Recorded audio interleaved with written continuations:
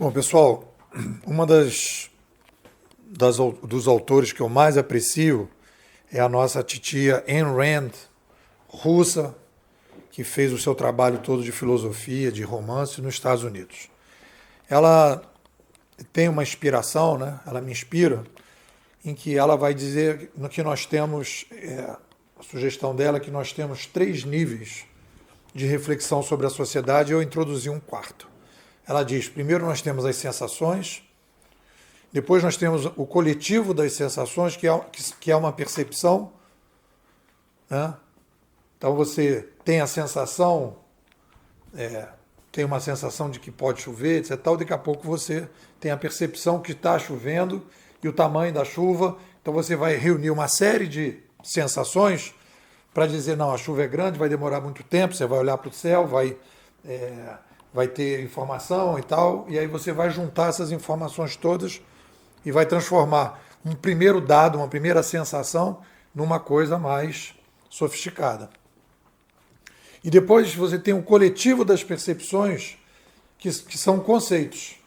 Então que você vai empacotar aquelas percepções num conceito, e aquele conceito vai construir determinado tipo de percepção. Então, quando a gente diz que a gente está vivendo uma revolução civilizacional, a revolução civilizacional é um conceito. A gente não está dizendo que a gente está vivendo a revolução industrial, que é outro conceito, nem está dizendo que a gente está vivendo a chegada da economia compartilhada, ou que a gente está vivendo uma revolução política. A gente está vivendo uma revolução civilizacional provocada por uma nova mídia. Então, ali tem um conceito, que é depois de analisar um conjunto enorme de percepções, você estrutura um conceito, que é a revolução civilizacional. E o coletivo de conceitos, e isso aí é uma coisa que eu introduzi, é a narrativa. E a gente tem falado muito da narrativa aqui na escola, e agora ela se estruturou. Então você tem ali na escalada, você tem sensações, que são organizadas em percepções, que são organizadas em conceitos, que são organizadas numa narrativa. A narrativa é uma reunião das percepções, das sensações, das percepções, dos conceitos que formam uma narrativa para explicar um determinado fenômeno. Então, a nossa escola desenvolveu uma narrativa para explicar o que é o mundo digital e o que a gente faz a partir dele. Como é que a gente faz essa competição a partir dele? A gente aponta, né, uma saída. Então, existe uma narrativa. Quando a gente olha aí para o mercado, a gente tem hoje um mercado de narrativas. E o problema do mercado de narrativas, que a gente vai trabalhando, e estou estudando vários livros já há bastante tempo, né?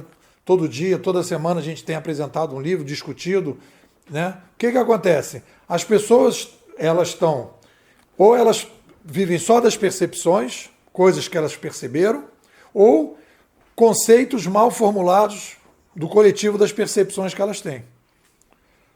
E aí elas constroem uma narrativa, que é uma narrativa em que ela usa pouco as ferramentas lógicas. A lógica, e é uma coisa interessante, que toda vez que a gente tem uma revolução civilizacional, a gente tem um resgate do debate lógico. E por que isso acontece? Aconteceu na Grécia, aconteceu depois da Idade Média e está acontecendo agora também, que eu chamo de Renascimento 2.0 ou pós-renascimento. É porque a gente vem num determinado ambiente, numa determinada civilização, a mídia introduz uma nova civilização e a gente não consegue, com o nível de ferramental lógico que a gente tem, entender o que está acontecendo. Aí você tem um resgate das lógicas, você volta com Aristóteles, você volta com Descartes, você volta com esses pensadores que ajudam a gente a estruturar esse corredorzinho aí, essa escadinha, sensação, percepção, conceito e narrativa. E aí você para estruturar os conceitos, você tem regras para estruturar os conceitos, né? Você tem que ter, em todos os conceitos, e para você poder montar a narrativa, você tem que ter, primeiro, a essência, né? O que é e o que não é. Então, se a gente aplicar o digital, o que é o digital? O digital é uma mudança de mídia. É um fenômeno que começa com a mudança de mídia, a gente vai falar isso à frente, é uma revolução civilizacional em que a gente está mudando a placa-mãe da sociedade. Então é isso que é. E a partir do momento que eu defino o que é e o que não é uma revolução industrial, não é uma revolução política, não é uma revolução econômica só, isso são sub-revoluções. É uma revolução civilizacional provocada por uma nova mídia, ou revolução midiática civilizacional. Então pronto, então aí você vai definir os atributos. Essa revolução civilizacional, quais são os atributos fixos?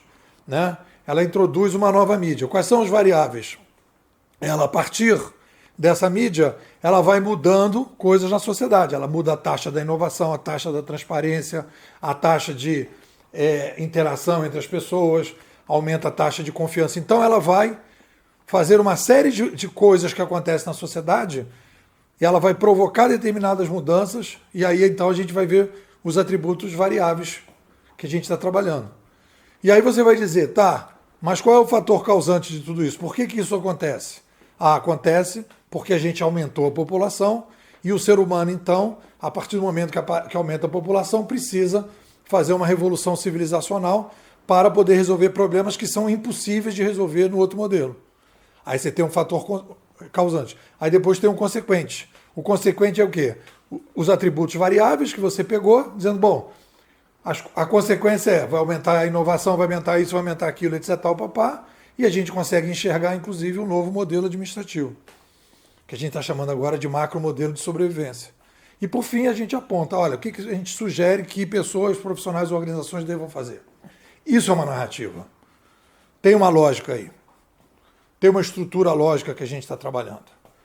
Aí, quando você vai pegar outras narrativas, você tem que exigir, você tem que ser capaz, né, de melhorar a sua capacidade de análise para dizer, essa narrativa é consistente, ela está indo na história, ela tá conseguindo precisar exatamente o que a gente está vivendo, ou ela está chutando? Que o cara simplesmente diz, não, isso aqui é uma revolução industrial. Tá, mas se é uma revolução industrial, como é que está tendo mudança política? Se é uma revolução industrial, por que os jovens estão diferentes? Uma revolução industrial provoca mudanças políticas? Então tem que mostrar na história que isso é verdade. Então você tem que comprovar, você tem que ir para o fator causante, comparar, e aí você então começa a questionar as narrativas que estão no mercado hoje muito vazias. E isso é a estrutura que a gente está trabalhando. Então a gente, para poder enfrentar esse novo mundo, a gente vai ter que pegar esse ferramental lógico que não está sendo inventado agora, para ajudar a gente a melhorar a capacidade de reflexão sobre as nossas emoções. E o que está acontecendo no mercado hoje é que a gente tem narrativas de baixa qualidade, porque eles não estão trabalhando bem com o ferramental lógico, nem estão usando o ferramental lógico. E o mercado está consumindo qualquer coisa, porque também está, né, saindo de um ambiente muito estável, muito tranquilo, e agora precisa repensar uma série de coisas e não tem ferramenta lógica para isso. E aí então ela quer usar as mesmas ferramentas e não está conseguindo. E a gente tem muitas percepções, muitas sensações, conceitos mal estruturados e não tem narrativas consistentes. É por aí, o que vocês dizem? Bom, galera, quer sair aí do mimimi do mercado? Pílulazinha vermelha? Manda um zap. 21 99608 6422. Repetindo, 21 99608 6422. Nepô, quero ser bimodal.